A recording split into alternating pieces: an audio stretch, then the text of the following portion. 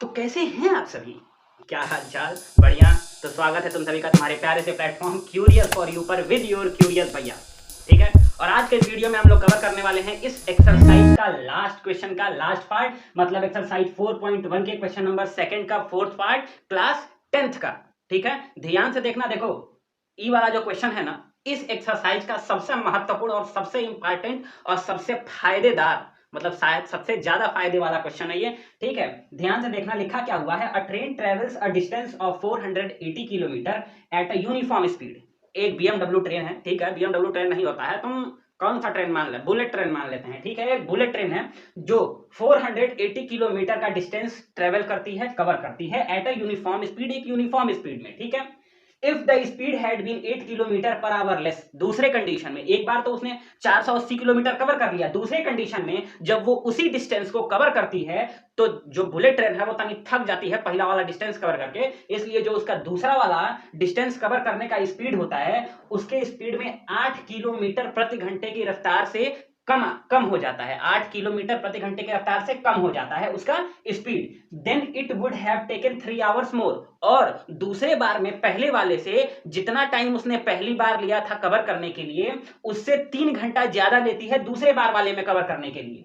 तो हमें हमें क्या निकालना है, we need to find speed of train. तो तुमका हम ही बताया है कि जो भी चीज हमें निकालना है उसको सबसे पहले हम सपोज कर लेते हैं। तो मानो केस वन ले रहे हैं हम लोग, केस वन, पहले केस वन देख लो। केस वन में ये होगा कि let suppose speed of train is x kilometre per our, ठीक है? x किलोमीटर पर आवर, यहां छोटा सा लिखते हैं, ठीक है? x किलोमीटर पर आवर, ठीक है? ये तो हो गया तुम्हारा। अब तुम्हें टाइम कितना लग रहा है, टाइम ये ले रही है, time taken equals to t1, मतलब इसमें जो टाइम लिया गया है पहली बार वाले में और डिस्टेंस उसने कितना कवर किया हुआ है, डिस्टेंस उसने 480 किलोमीटर कवर किया हुआ है। ध्यान से देखना, डिस्टेंस कवर्ड 480 किलोमीटर। ये हो गया तुम्हारा पहला केस, क्या कि उस ट्रेन का जो स्पीड है, बुलेट ट्रेन का जो स्पीड है वो x किलोमीटर पर आवर है, टाइम t1 है और डिस्टेंस उसने 480 किलोमीटर कवर किया, ठीक है? अब दूसरी बार वाले में देख लो जरा, दूसरी बार वाले में भी कवर उसने डिस्टेंस उतना ही किया है, डिस्टेंस जितना इसमें कवर किया था दूसरे वाले में भी उसने डिस्टेंस जो कवर किया वो 480 किलोमीटर ही कवर किया हुआ है, ठीक है? ठीक है। अब देखो जरा ध्यान से देखना, उसने ये बोला था कि उसकी जो स्पीड है वो 8 किलोमीटर प्रति घंटे के रफ्तार से कम हो जा रही है। तो मान लो कि अगर पहले उसकी रफ्तार 30 किलोमीटर पर आवर थी, ठीक है?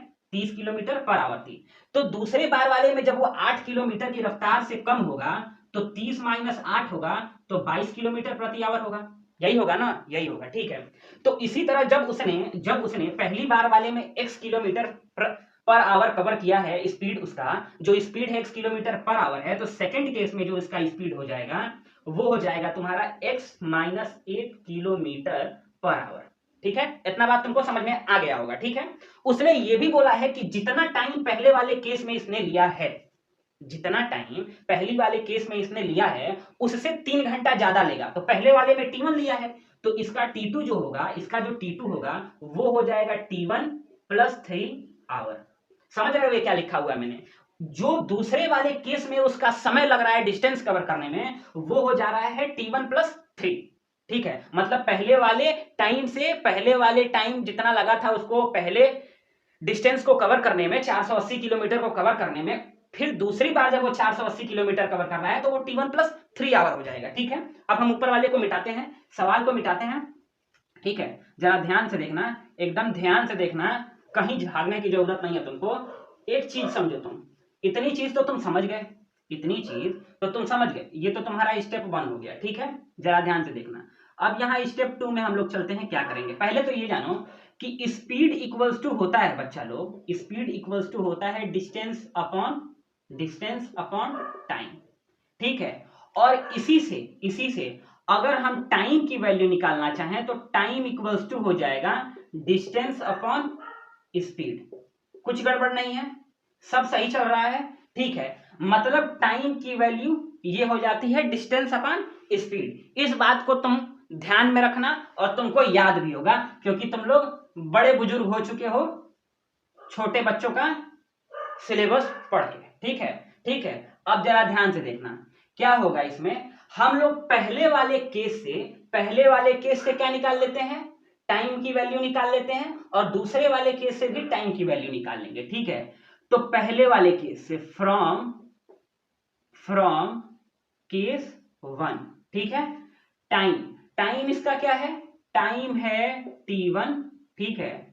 और टाइम इक्वल्स टू क्या होता है, टाइम इक्वल्स टू क्या होता है बताओ, स्पीड। अभी मैंने बताया speed equals to distance upon time, तो time equals to distance upon speed. तो इसका जो डिस्टेंस होगा वो हो जाएगा 480 किलोमीटर, जो इसने कवर कर रखा है। यहां लिख दे क्या, time equals to distance upon speed, ठीक है। ये बात को ध्यान में रखना, ठीक है।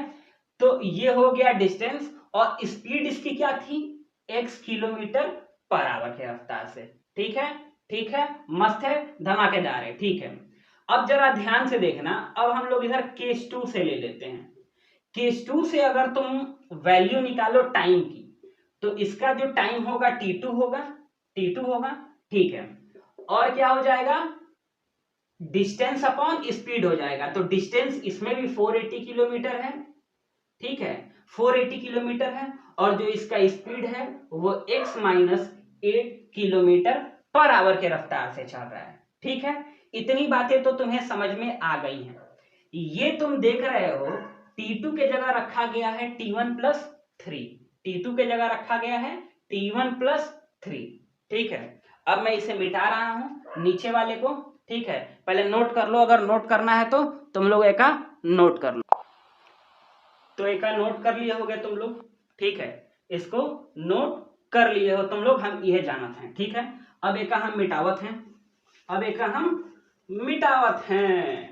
क्या करत हैं, मिटावत हैं, ठीक है बड़खदार, ठीक है।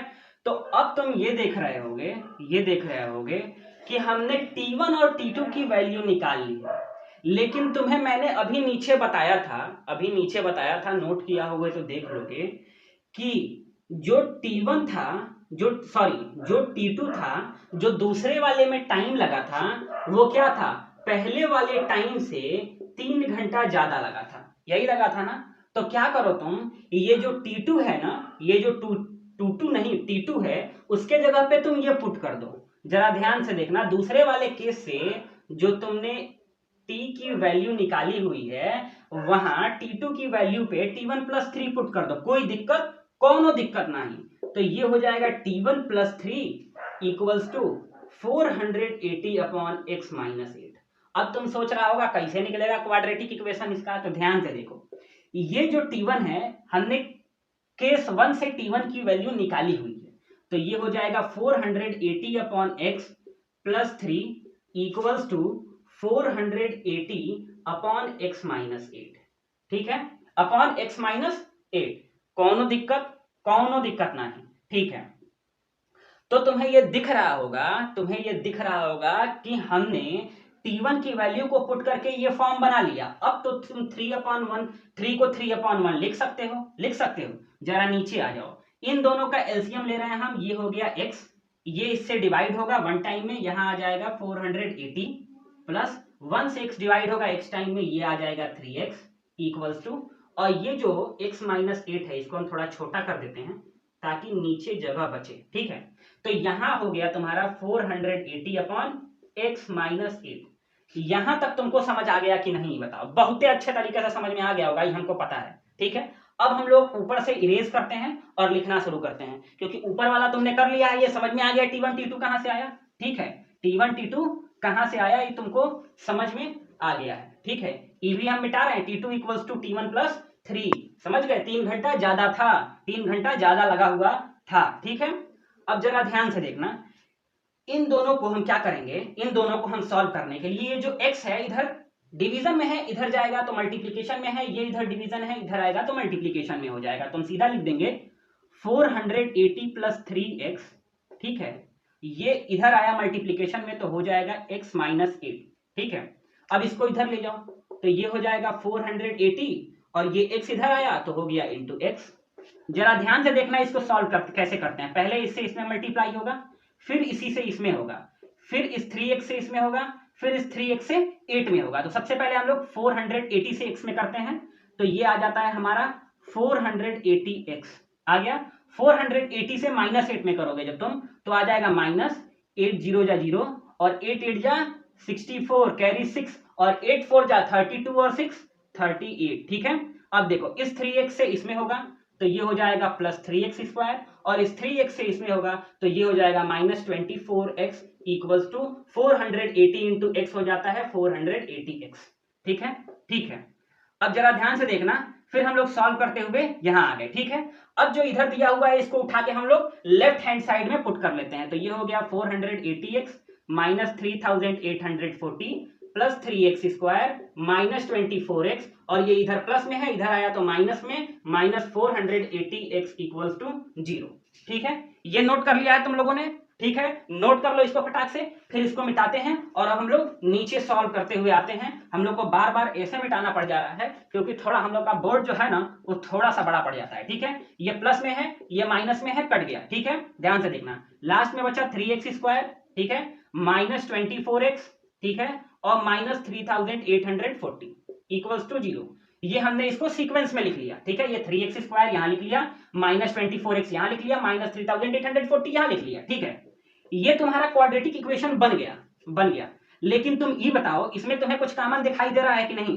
अगर नहीं दिखाई दे रहा तो तुम बकलोल हो, तुम एकदम बहुत पढ़े लिखे हो। ठीक है, इसलिए इसमें कॉमन तुम्हें दिखना चाहिए और कॉमन निकलेगा इसमें से 3 बचेगा x²।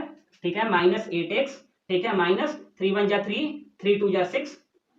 ठीक है, और 3 8 जा 24 और ये 0 इक्वल्स टू 0। ठीक है, अब ये जो 3 है इधर मल्टीप्लीकेशन में है, इधर आया तो डिवीजन में, तो x² -8x -1280 इक्वल्स टू 0/3। और तुम्हें पता है कि किसी भी नंबर से जब 0 में मल्टीप्लाई होता है तो ये वैल्यू आ जाती है 0। फाइनली ये हो गया तुम्हारा आंसर। मजा करो, बल्ले बल्ले। मिलते हैं नेक्स्ट वीडियो में नेक्स्ट एक्सरसाइज के साथ। Bye bye.